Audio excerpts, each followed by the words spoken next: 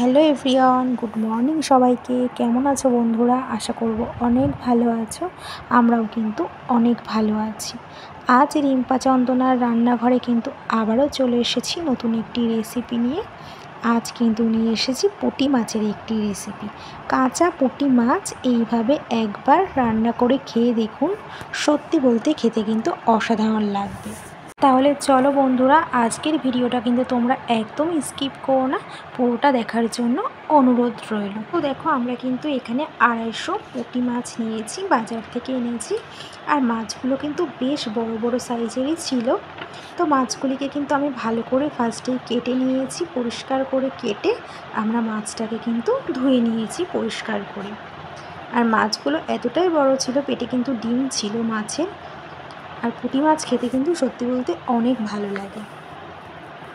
এবার কিন্তু আমরা এখানে নিয়েছি একটি পাত্রে 10 থেকে 12 কোয়া মতন রসুন, 2 কোয়া মতন আদা আর 5 থেকে 7টা কাঁচা লঙ্কা নিয়েছি।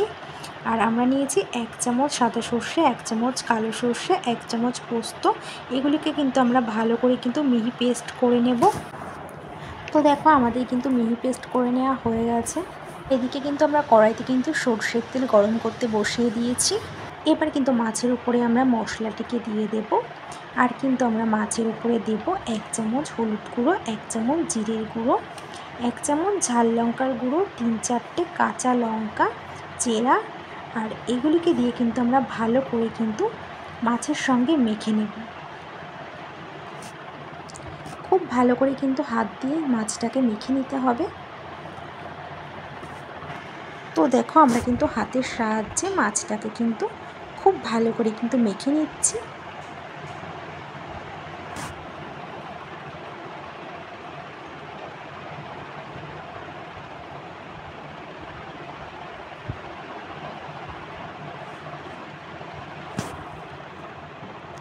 তো মাছটা কিন্তু ভালো করে মাখা হয়ে গেছে।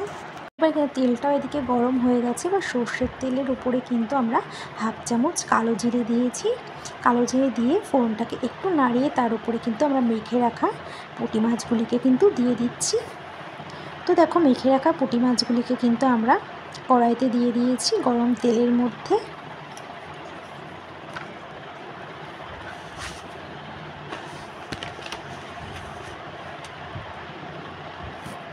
খুব ভালো করে মেখে আমরা কিন্তু লো টু মিডিয়াম আঁচেই কিন্তু আমরা ঢেকে দেব 3 মিনিটের জন্য। 3 মিনিট বাদে কিন্তু ঢাকনা তুলে আমরা মাছটাকে কিন্তু আস্তে আস্তে কিন্তু উল্টে পাল্টে দেব।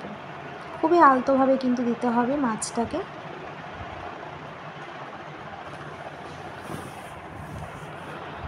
তো দেখো, আমরা কিন্তু একটু ঝাঁকিয়ে নিচ্ছিলাম। এবার কিন্তু আমরা আবার 3 মিনিটের জন্য ঢেকে রেখেছি। 3 মিনিট বাদে কিন্তু ঢাকনা তুলে আমরা কিন্তু আবারও একটু ভালো করে মাছটাকে নাড়িয়ে নেব। একটু ভালো করে কিন্তু একটু মিশিয়ে মিশিয়ে আমরা মাছটাকে নাড়াচাড়া করে নেব। আর সত্যি বলতে বন্ধুরা, তোমরা তো বাড়িতে পুঁটি মাছ অনেক রকমভাবে খেয়েছো।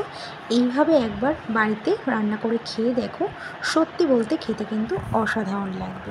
এবার আমরা সামান্য একটু মশলা ধোয়া জল দিয়ে কিন্তু আমরা আবারও একটু নাড়াচাড়া করে আমরা 10 মিনিটের জন্য লো টু মিডিয়াম আঁচে আমরা কিন্তু ঢাকনা দিয়ে রেখে দেব। 10 মিনিট বাদে কিন্তু ঢাকনা তুলে কিন্তু আমরা আবারও কিন্তু একটু নাড়াচাড়া করে নেব।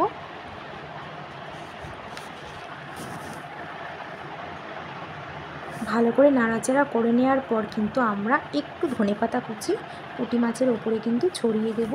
আর এই ধনেপাতা কুচিটা দিলে না বন্ধুরা, খেতে কিন্তু সত্যি বলতে অসাধারণ লাগে।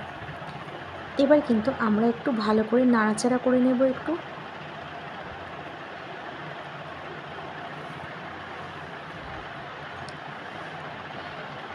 খুন্তি দিয়ে কিন্তু আমরা একটু নাড়াচাড়া করে নেব।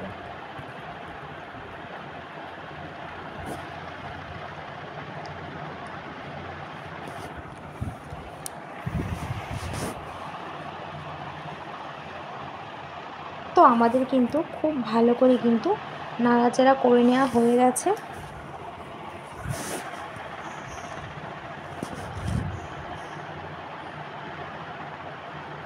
এবার কিন্তু আমরা নামিয়ে ফেলবো একটি প্লেটে। আমাদের কিন্তু তৈরি হয়ে গেছে পুঁটি মাছ রান্না।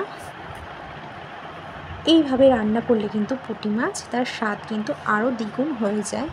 তো বন্ধুরা, তোমরা কিন্তু বাড়িতে একবার কাঁচা পুঁটি মাছ এইভাবে রান্না করে খেয়ে দেখো। সত্যি বলতে বন্ধুরা, খেতে কিন্তু অসাধারণ লাগবে।